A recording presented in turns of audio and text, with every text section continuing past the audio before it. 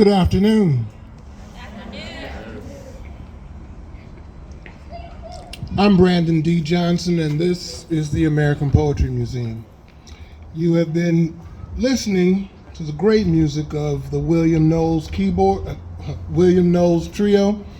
Cheyney Thompson on bass, Greg Holloway on drums, and William Knowles on keyboards. Today we'll be hearing the poetry of Dahlia Aguilar and Celeste Guzman Mendoza.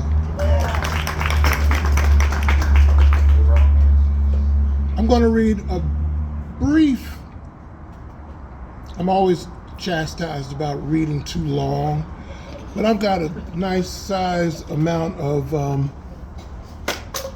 bio here. I'm going to edit a little bit. Dahlia Aguilar is a Chicana born in El Paso and raised in Corpus Christi, Texas.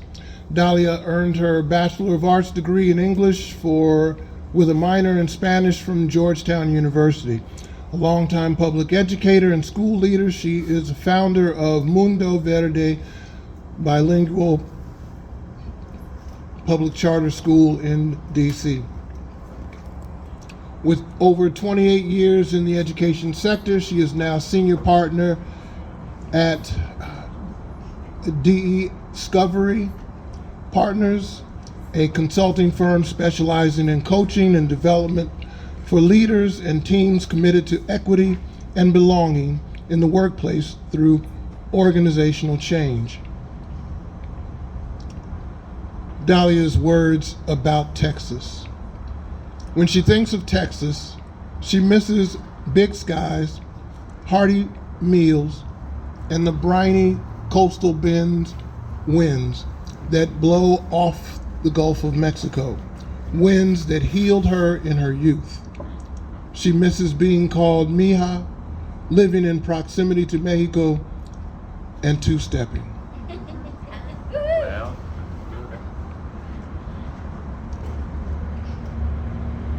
Celeste Guzman Mendoza, born and raised in San Antonio, Texas, writes poetry, plays, and essays. Her first full-length poetry manuscript, Beneath the Halo, was published by Wings Press in September 2013. She is a co-founder of Canto Mundo, a workshop for Latina and Latino poets. She co-directed Canto Mundo for 10 years with fellow director Deborah Paredes. She has participated in the Macondo Writers Workshop and is a past resident of Hedgebrook, a retreat for women writers. Her work has been published in many anthologies and literary magazines, and she is working on a second manuscript of poetry entitled Milagros. So, I'm going to act like some of those other folks who what do you do when you hear something that you really like? What do you do? Yeah, you can snap. You can go, yeah. I get Southern Baptist. Right. We got Southern Baptist, the Amen corner on that side. I own it. Show your enjoyment of what you're hearing, whether it's the music or the poetry or the music in the poetry. Well, come on. So, without further ado, our poets. All right. Thank you, Sir Brandon.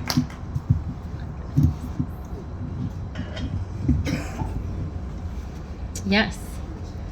It's so good to see you all. Welcome. And thank you for choosing sunshine and poetry and music and art today. I'm going to start off with a series of poems in honor of my ancestors. I begin first with my father. This piece is called A Father's Fool. As a girl, I frolicked on carpets of sawdust, balanced on 2x4s, flitting past saw blades, through webbed garages to be with you. Pricked my thumb on fish hooks, dropped and lost your favorite lure, the glitter and shine just like you. We sat bayside where you taught me we would catch nothing without silence. Once still, you taught me to cast, to know wind from current and when to reel in dinner. You saved my life one day, marching blindly ahead of you, content to hunt, even if it was rabbits, to be close to you. You whispered tensely, "Don't move," as the rattlesnake winded its way along the forest floor. Between my feet went in peace.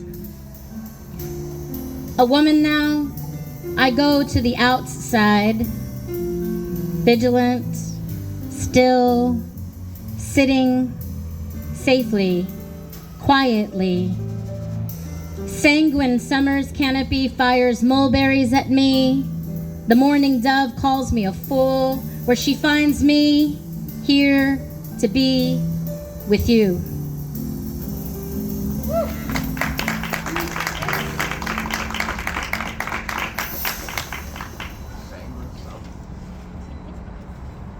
This next piece is called Pawn Shop Papi. Pawn Shop Papi leads her in by the hand. In dignity, a door whose bell rings, entering or departing. Pawn Shop Papi saves up for anything he ever wanted to sign it away and buy it back again. Or lose it altogether, saying to hold us over and don't tell your mother. Pawn Shop Papi wins sometimes, the wedding band, the 12-string, but loses mostly. Turntable, jigsaw, 6-string. For the long-haired white man behind the counter, it's all the same. Held on to it as long as I could, buddy. Pawn shop kid leads Pawn Shop Papi out by the elbow as Papi calls back, "Don't call me buddy." And the bell rings.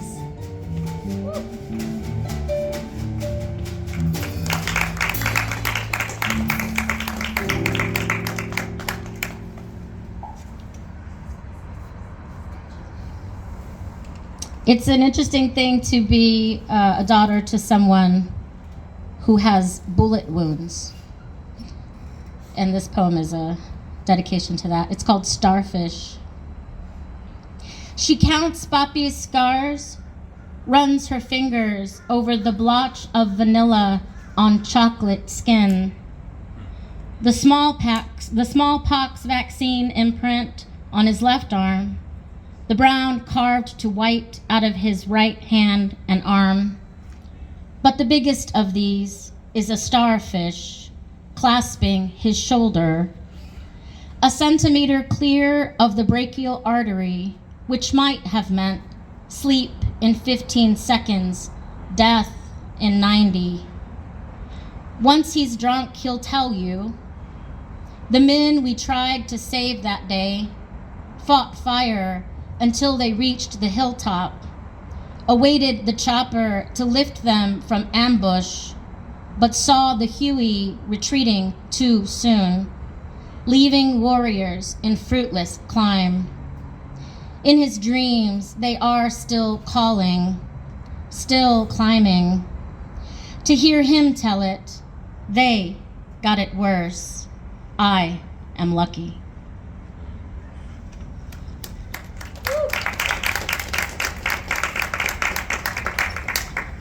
The next poem the next couple of poems are about motherhood, being a mama, loving my mama, and women who become mamas.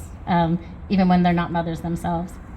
This one, it's called pan dulce. Many of you might know that Mexican sweetbread, pan dulce, is oftentimes this kind of dry bread that you can dip in your coffee.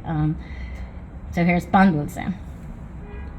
I wanted my son to have the only chocolate concha we bought. In Mexico, I knew it would be better. I snuck across the warm saltillo tiles of the kitchen, quietly, before the family presented themselves for breakfast. I cut it in two, careful not to crumble or destroy completely the chalky sugar coating. Saved half for him, the other half for myself, and left his piece by the bedside so the gift would be the first thing he saw when he woke. While he slept, sugar ants descended upon it, marching into the spongy caverns, invading the dry, bready sweetness.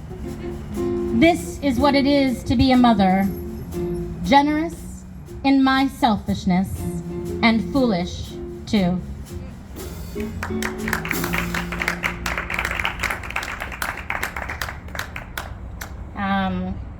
We're so grateful to everybody, Sammy and Brandon, for hosting us, and also I think we want to give a shout out to Naomi Ayala, who brought Celeste and I together, but couldn't be with us here today.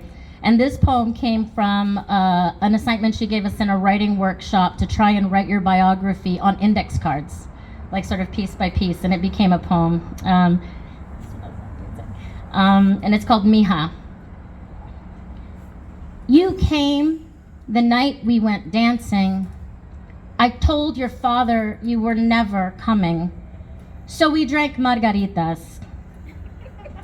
You smell like a tequiliria, said Dr. Bob, right before my epidural.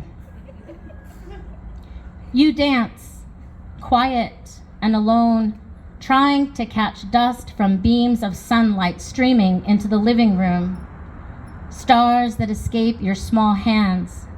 Such a sweet girl. You question, curiosities that stump me. You correct me when I read, turning back the page. You skipped a part. You will always be this way. You speak, unafraid to say what scares me most.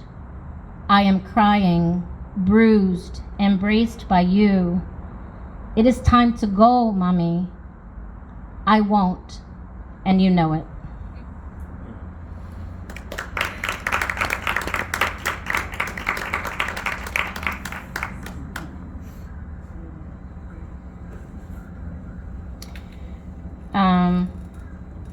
This next poem is called Bordado, and it's named for Mexican weaving. Your mother taught me, end in the same hole where you began. It was more than my own mother taught me. Scolded like a dog for my stray hair, muddy mouth, and almost sending plaster Virgencita smashing to the ground. Your mother clothed me in what you'd outgrown, what you wore into treasure. I remember your mother when I broke the lanceolate leaf of Olavera, snapping it, its pulp about to stain my shirt and her carpet. She pulled me close, took the sacred salve, put it on her fingertips, and taught me how it could heal burns, scars, and scratches. She taught me there is no harm in pushing the needle back from its crooked line, especially for what could become beautiful. Unstitch, unravel it all together. It's how a peacock became peyote, how I became yours, leaving behind marbles, swirled Aegean, and slate for the threaded design of sisterhood.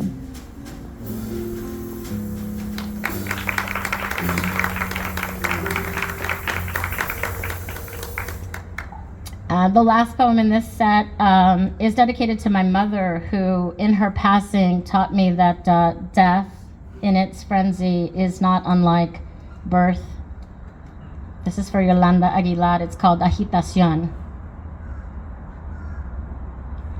Daddy's voice at night, what word remembers? Guitar so lonely, eyes sad as Jesus. What word remembers? What will calm mommy, lost in hospice travels, wants all memories. Guitar so lonely, mothers should not be ghosts. What word will say that apologetically? Eyes sad as Jesus, may I please have this dance? Still hears him whisper, good night, sweet dreams, amen. What word remembers? She fears riding horses, though once she ran free. When will it be over? She fears riding horses. You are not her home. She is not yours either. Dogs know our sorrow. Though once she ran free, what she has forgotten is to recall you. Who will you be by then? When will it be over? She calls me sister. She pleads for safe passage. The wind denies her.